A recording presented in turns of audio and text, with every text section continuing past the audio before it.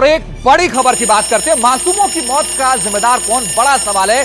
Cough syrup से बच्चों की मौत का मामला, मध्य प्रदेश के कफ सिरप से मृतकों की जो बच्चों की संख्या है वो बढ़ गई है। अभी तक आधिकारिक तौर पर मध्य प्रदेश में 9 बच्चों की मौत की खबर है। मध्य प्रदेश में बच्चों की संख्या बढ़कर 12 हो सकती है। उधर राजस्थान में भी 3 बच्चों की मौत हुई है।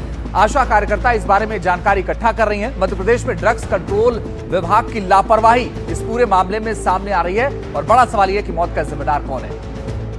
एक रिपोर्ट आइए आपको दिखाते हैं और आप खुद सोचिए कि इसका जिम्मेदार कौन है।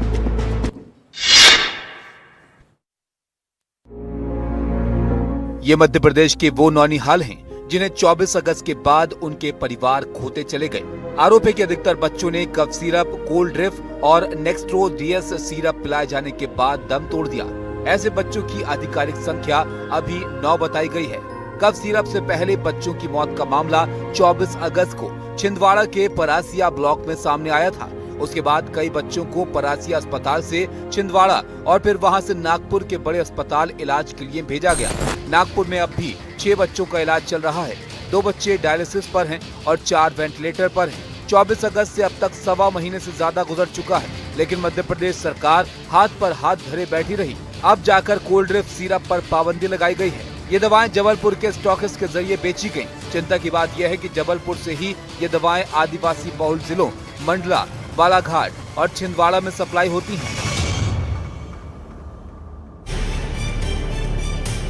और आइए खबरों में आगे बढ़ते हैं। कफ सिरप से जुड़ी एक और बड़ी खबर आपको बता दें। पूरे मध्य प्रदेश में कोल्ड ड्रिफ्ट कफ सिरप पर पाबंदी लगा दी गई है। बड़ी और अहम खबर मध्य प्रदेश से, जहां पर कफ सिरप पर पाबंदी लगाई गई है। कोल्ड ड्रिफ्ट सिरप पर हाई ड्राई इथाइलिन ग्लाइकोल की मात्रा 1% से ज्यादा पाई गई। कोल्ड ड्रिफ्ट सिरप के स्टॉक को जब्त करने के आदेश भी दिए गए हैं। अभी तक छिंदवाड़ा में ही कोल्ड ड्रिफ्ट की सप्लाई की जानकारी सामने आई है। मध्य प्रदेश के controller food and drug administration Dinesh Kumar Maurya ने यह जानकारी दी है।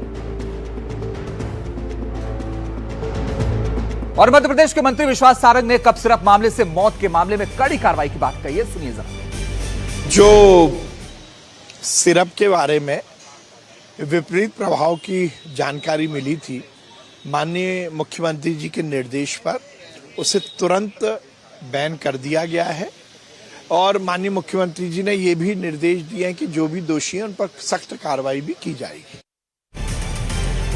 एक और बड़ी खबर कफ सिरप से जुड़ी हुई आपको बता दें। मध्य प्रदेश सरकार से सूचना मिलने के बाद तमिलनाडु में भी इसे बैन कर दिया गया है, रोक दिया गया है। तमिलनाडु में भी नहीं बिका, थोक रिटेल दुकानों पर भी बिक्री पर पाबंदी लगा दी गई है। एफडीए ने जांच के बाद कोल्ड ड्रिफ्ट सिरप की बिक्री और वितरण पर रोक लगा दिया है। थोक और रिटेल दुकानों से सिरप स्टॉक फ्रीज कर दिए गए हैं। कोल्ड ड्रिफ्ट सिरप को तमिलनाडु के कांचीपुरम की कंपनी श्रीसन फार्मा बनाती है। कंपनी को स्टॉप प्रोडक्शन ऑर्डर जारी कर दिया गया है। तमिलनाडु एफडीए की जांच में कोल्ड ड्रिफ्ट सिरप में डीईजी की मात्रा तय सीमा से ज्यादा मिली। तमिलनाडु एफडीए ने कफ सिरप को बच्चों के लिए हानिकारक बताया है।